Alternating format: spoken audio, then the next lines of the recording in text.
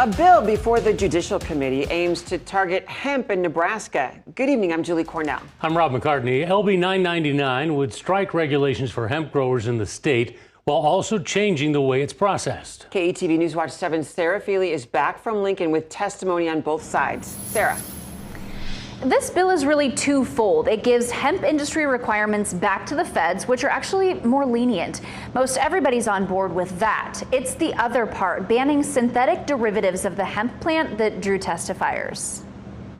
Senator Teresa Imhoff's bill aims to make all synthetic derivatives of the hemp plant illegal. That's things like Delta-8 THC and other strains sold in many stores around the state. But some opponents say they rely on those products. And it's a very aggressive form of cancer, and it has overtaken my entire body. Mandy Rohde says her stage 4 cancer makes daily life, even walking, painful, almost unbearable. Delta-8 takes away the pain that the Oxy can't. And on Delta-8, I'm not high. I don't know where these people get off saying stuff like this. I'm not high.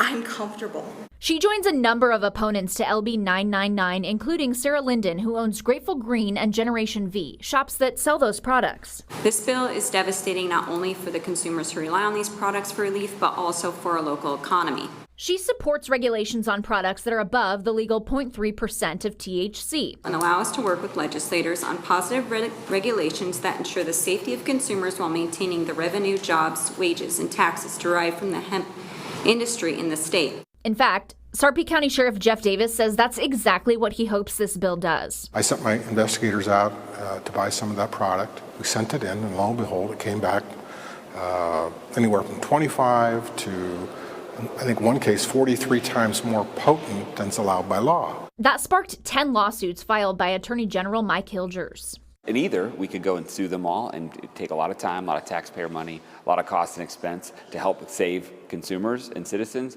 or we can get the legislature to make clear what is already in the law, which is that these products shouldn't be sold.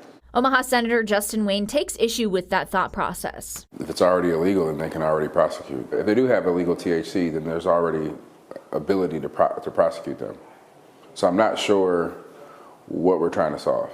Davis and Hilgers, two of just 3 proponents who testified, both say it's about consumer protection after fielding numerous complaints from people who bought those products, in some cases making them sick. It should be that store owner's responsibility. What they sell, what comes out, what goes over the counter is your responsibility. That's what I hope happens here.